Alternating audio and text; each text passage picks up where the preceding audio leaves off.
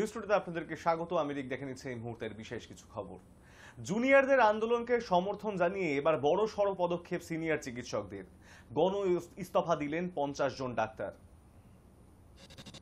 Junior ডাক্তারদের আন্দোলনকে সমর্থন জানিয়ে এবার বড়সড় পদক্ষেপ সিনিয়র চিকিৎসকদের। গণ ইস্তফা 50 জন ডাক্তারদের। ধর্মতলায় 10 দফা দাবিতে 7 জন জুনিয়র ডাক্তার অনশন করছেন। তাদের এই আন্দোলনের সমর্থনে মঙ্গলবার গণ ইস্তফা দিলেন আরজিকর মেডিকেল কলেজ হাসপাতালের সিনিয়র ডাক্তাররা। এর মধ্যে বিভাগীয় প্রধানরাও রয়েছেন বলে সূত্রের খবর।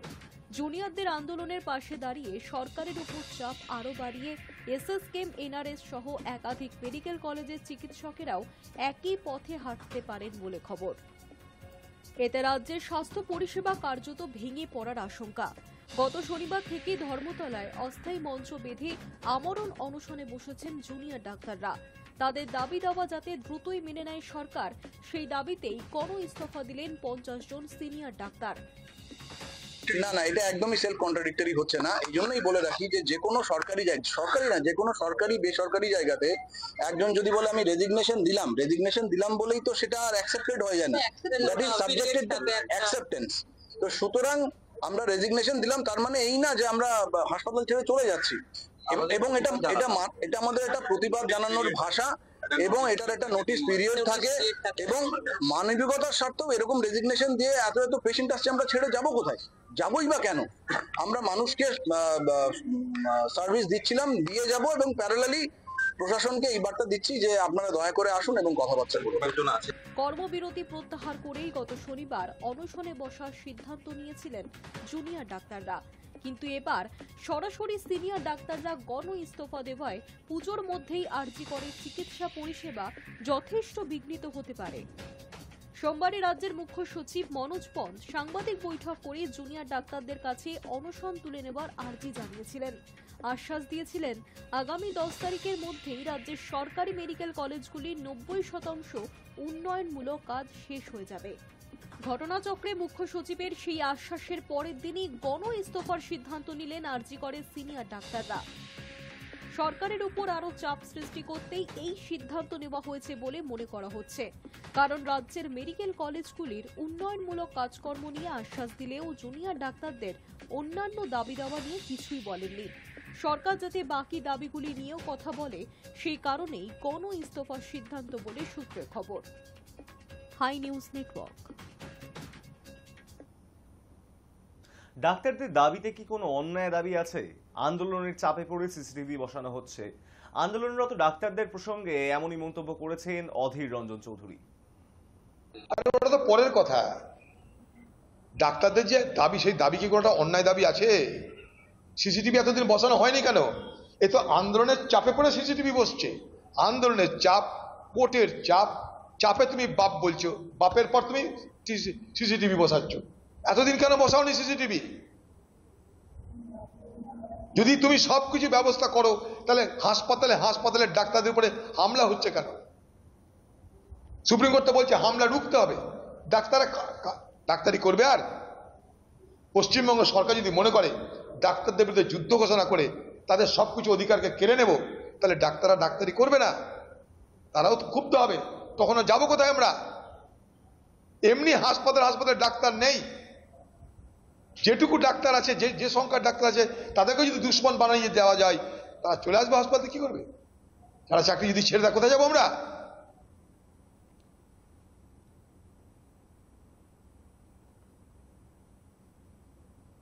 প্রসূতির মৃত্যু ঘিরে তোলপাড় হাসপাতাল। মুর্শিদাবাদে চিকিৎসার গাফিলতিতে মৃত্যু প্রসূতির।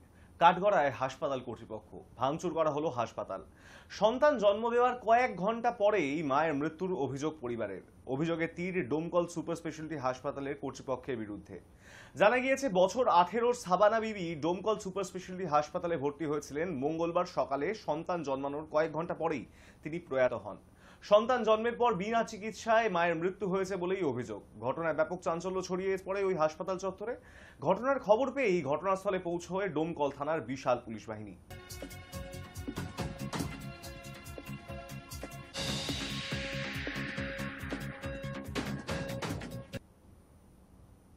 পুজোর মুখে বীরভূমের কয়লা খনিতে ভয়াবহ বিস্ফোরণের ঘটনায় কার্যত কাঁপন ধরিয়েছে এলাকায়।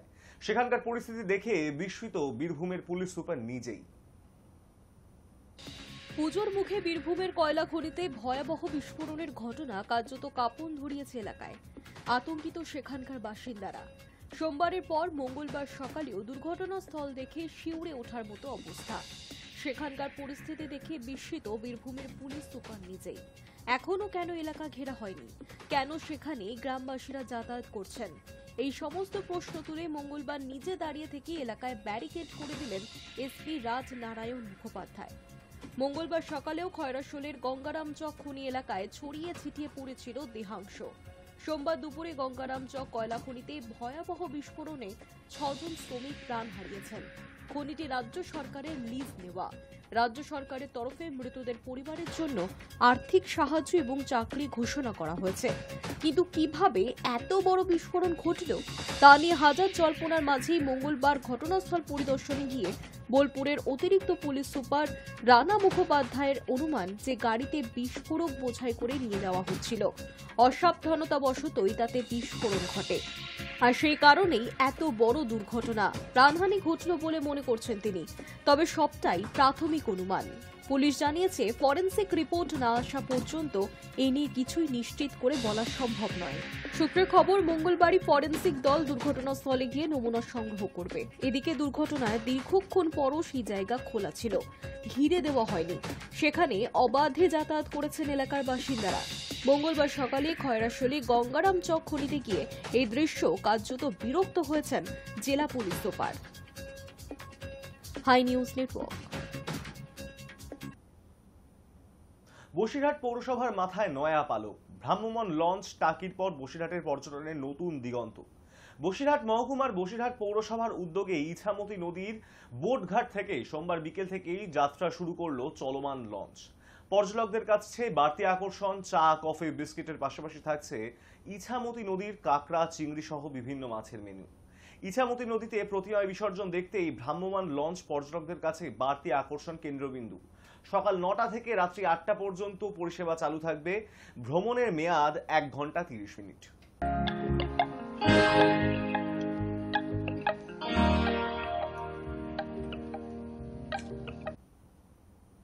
নিউজ টুডে এখন এই পর্যন্তই। দেখতে থাকুন হাই নিউজ, নির্ভীক, নিরপেক্ষ।